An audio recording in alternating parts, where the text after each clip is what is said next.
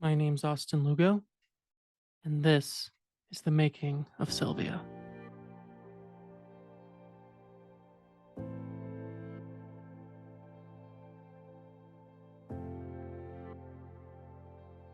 Before we get started today, just a quick shout out to our amazing Patreon. That's patreon.com/Sylvia. Sylvia, just the way you would think you would spell it. Sylvia. Sylvia. There we have everything that you can think of when it comes to this future feature film, Sylvia. We have scripts, we have production meetings, we have location scouting, we have casting with actors, everything you could want in the pre-production and production of a feature film. You get here first. Of course, I will share everything here with you on the podcast, but for early access and exclusive content, go to patreon.com/Sylvia. On a cold and rainy February in 2017, I invited my best friend, Andrew Harp, over for a dinner. While prepping for dinner, Andrew warned me not to put my head in the oven and began to hum this song that I had never heard before. After humming a few notes and singing the chorus to the song, I couldn't help but be a little flabbergasted.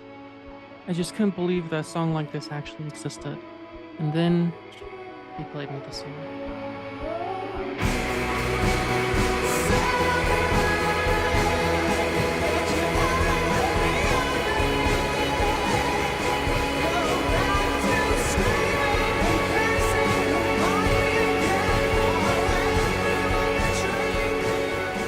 I was hooked. It was the first Antlers song I'd ever heard. Of course, since then, I've listened to every Antlers album and song that they have ever released with so much joy.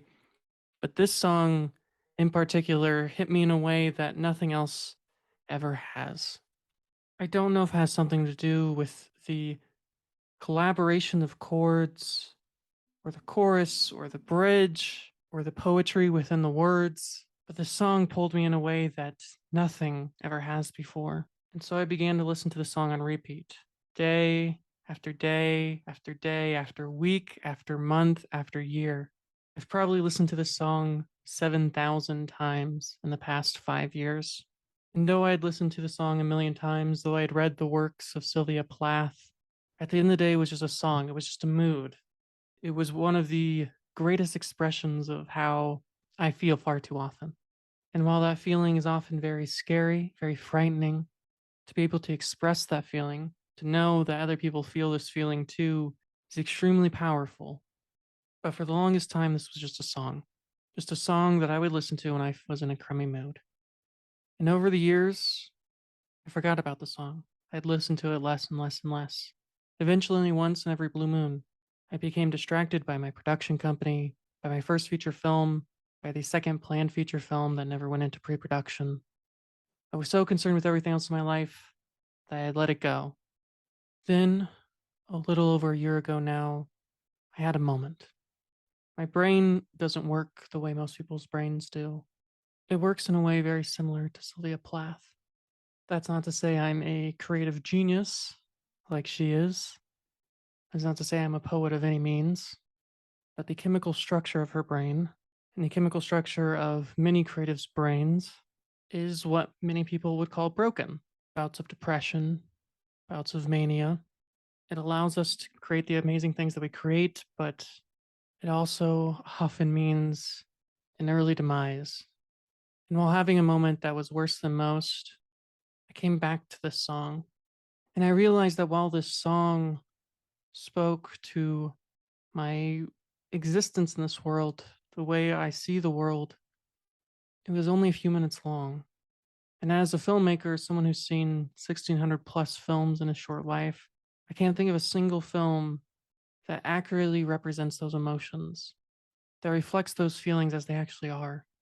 And so I began a journey of writing the story of Sylvia Plath. From the very beginning of this project, I knew I didn't want to do a classic biopic. I didn't want to start at her birth and go through her whole life. I think there are a lot of great biopics that do just that, but I didn't think it'd be an accurate representation of Sylvia Plath's life. We often want to believe that our life is a novel. There's a beginning, a middle, end, and a plot that goes all the way through. But I think life is a lot more like a poem.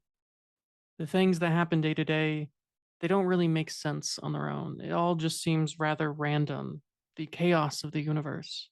Much like when you read any line of a poem, it doesn't really make sense on its own. There's no context for it. But when we look at life as a whole, when we look at a poem as a whole, it is not so much the plot, it is not so much the words, the deeds that we do, it is the experience that we have when we read a poem. And that's the film I wanted to create. Not a biopic, not a plot, not a novel, an experience. So I did a lot of research. I read the incredible Pulitzer Prize winning novel Red Comet, which is one of the greatest biographies I've ever read, and the biography on Sylvia Plath.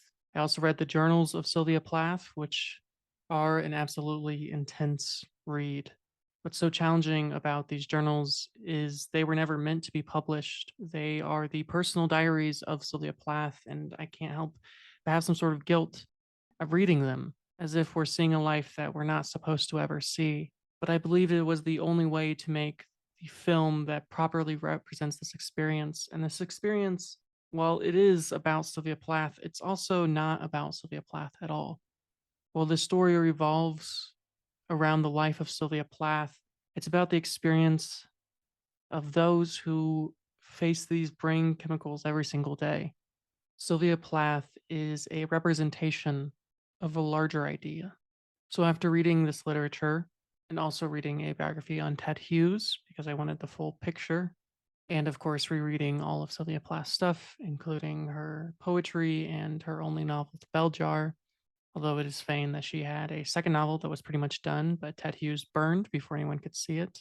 Although it is believed that her mother, William, may have also had a hand in the subject, because much like The Bell Jar, it was semi autobiographical and it puts people in certain lights that they don't particularly want to be seen in. And this is a big struggle of Sylvia Plath's life and the film, the way she sees the world and the way her family and friends see the world or want her to see the world.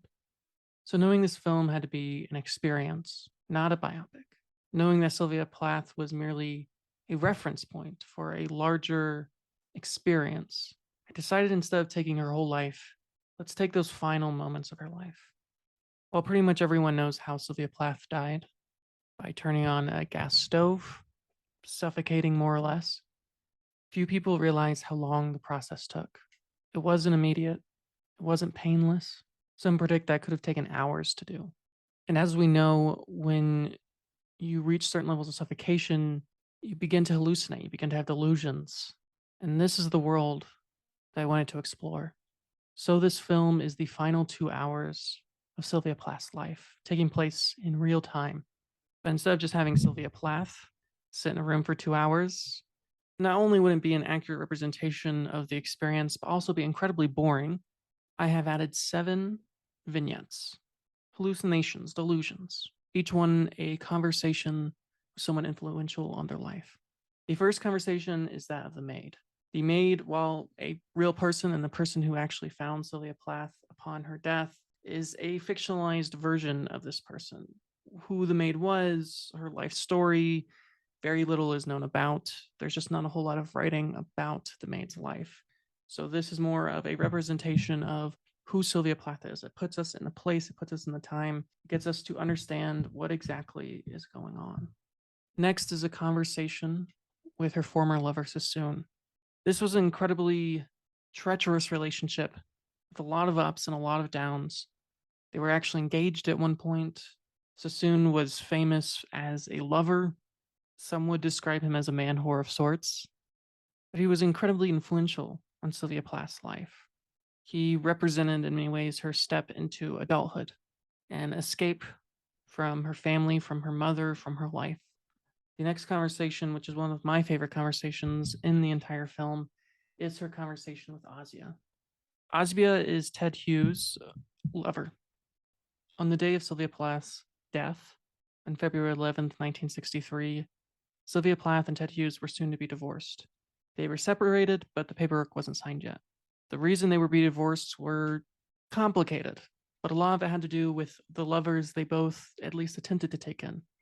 Sylvia Plath, as far as is known, never acted on her urges, although she did flirt with many men and women. Ted Hughes, on the other hand, did take on many affairs. And the most famous one, the woman he married after Sylvia Plath, is Ozia. Ozia, like Sylvia Plath, ended up taking her own life.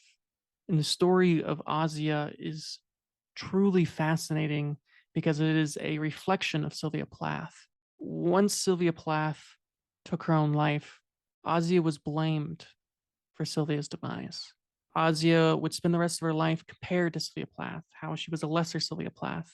And that's an incredibly tough thing to live with, to constantly be compared and judged by the world, not for the work you do, because Ozia was one of the greatest translators of her generation, but for the woman who died, not because of her, not because of Ted Hughes, not because of anyone, but because of Sylvia Plath's choice, because of what she suffered with. After the conversation with Ozia is a conversation with Sylvia Plath's father. Otto passed away when Sylvia Plath was very young. She was only 10 years old, I believe. It had a huge impact on her life. Sylvia Plath was truly a daddy's girl. And up to that point, they lived a very luxurious life. He was a very wealthy man, and they lived in wealth. But after his passing, which she took incredibly hard, as anyone would with the passing of a father or any family member, they from that point did not have the luxuries they had before. They were not impoverished by any means, but they weren't allowed into the clubs that they were allowed into. They weren't upper class anymore. They were downgraded into middle class, which Sylvia Plath saw as a humiliation. At that point in her life, Sylvia Plath saw class as a representation of who you were as a person. The best people were the wealthiest people. Money was proof of hard work. The next conversation, which is one of the most challenging to write, was that with Ted Hughes. Of all the people in the story, it is easiest to blame Ted Hughes for Sylvia Plath's death. And it's very easy to lean into that, especially as a storyteller. But I didn't want to lean into this. I didn't want to lean into the idea that Sylvia Plath's death was somehow Ted Hughes' fault. He certainly played his hand in it. And one of the biggest things he did is forced Sylvia Plath to go back to asylum. What a lot of people don't know is the day Sylvia Plath took her life was the day she was supposed to go into psychological treatment. She was supposed to stay in a hospital. In that hospital, back then, the treatments were barbaric. Electroshock therapy, which they still use today, but a lot safer than it was back then. Iodine therapy, which is an extremely painful version of basically putting your body in a bath of salt, but it hurts like hell. There's also heat therapy, which you would get into an extremely hot tub, degrees that burn skin, and then you would immediately go to a freezing cold tub. Of course, there was the famous lobotomy, which Sylvia Plath never received, but there was the possibility that going back into asylum that she could receive an orbital lobotomy. I can't deny that this played a hand in her demise, and there are some who claim that that's the reason she took her own life. And I'm not here to argue that that didn't play a factor, that that wasn't a consideration, but I don't think she took her own life because of the future pain and torture. I believe, and all we can do is believe, all we can do is speculate, that she took her own life because she'd been facing with her whole life. When she was 19 years old, she first attempted to take her own life. She was missing for 3 days. She had hid in a closet almost in the basement of her own house. No one could find her. There was reports in the newspapers. It was assumed that she had passed, kidnapped, probably murdered, maybe. But they found her alive and immediately took her to an emergency room, and she lived. But that first attempt was well before she ever sought treatment. And she did go to an asylum after that initial suicide attempt. So she did know the tortures and torments of psychological treatment of the time. So her conversation with Ted Hughes revolves a lot around this issue, but it also revolves around their two children, Frida and Nicholas, and it revolves around Ted Hughes' work. What's often considered Ted Hughes' best work, Falcon Yard, was written while he was with Sylvia Plath. And it has been speculated, myself included, that Sylvia Plath played a large hand in the creation of this book. It is known that Ted Hughes and Sylvia Plath would read each other's work, edit each other's work, and it might even be possible that Sylvia Plath actually wrote some of the work for Falcon Yard. Of course, this is all speculation, and Ted Hughes always denied this, but it's hard to not note that Ted Hughes' best work happened when he was with Sylvia. Once her passing, he never seemed to produce work quite as good. The final conversation that she has with someone else is her mother, a conversation that is fraught with a lot of complications. Sylvia Plath saw her mother as extremely controlling, She may be the person who burned the second novel that Sylvia Plath wrote that we'll never get to see. She was extremely offended by the release of the Bell Jar and did everything in her power to make sure it never came out in America. And it was a long time before it did. There's a strange cognitive bias when it comes to Aurelia, Sylvia Plath's mother, because Aurelia supported Sylvia Plath, her husband, their two kids. She paid their rent, she paid their bills, while Sylvia Plath worked and taught. The lifestyle that they lived was because of Aurelia. Sylvia Plath never made much money from her poetry or novel until her passing, and arguably a large reason that she did was because of her passing. So Aurelia is just one of the most fascinating figures in this piece because on the one hand, she seems to be doing everything she can as a mother. She genuinely believes she's doing the right thing, but it's also killing Sylvia. Her relationship with her daughter was never good. Sylvia and Aurelia had a terrible relationship all their lives. And I don't think anyone's to blame for this. I don't think Sylvia's to blame. I don't think Aurelia's to blame. I don't think the father's to blame. It's just the way it was. And both of them believed that they were doing the right things to make it work, but it never did. I did say there were 7 conversations, and as you might have noticed, I've only mentioned 6. The last conversation was someone I call Ether. And Ether is the person that we face every day, a conversation that we have with someone every day, the arguments that we have, why we should do this, why we should do that. Not a conscience. I think that's entirely inaccurate because a conscience assumes that there's good and bad. But I don't believe in that, and the story does not reflect that. The story does not reflect that what she did was good or bad. That's not to say I condone such a thing, and if you are struggling with these sort of thoughts or tendencies, please go seek professional help. But the other is simply a reflection of Sylvia Plath. It's the thoughts that she can't say out loud. It's the things that she isn't supposed to say but thinks. And that, in the nutshell, is the film. Of course, there's a lot more to go into, and each week I'll talk about different parts of the process and how things have been going with the process. But I thought this first episode would be a great way just to explain what the project is, why we're here, why we're doing this. The writing of the script, which has been going on for about a year and a half now, will be finished in September because it has to be finished in September. We will then begin pre production, which will take all of 2024. And in 2025, we will be shooting the film over a 30-day period, which I hope we can do. We then have a year to edit the film and plan to release it in 2026. There's a long road ahead of us, and the road's just begun, but I couldn't be more excited.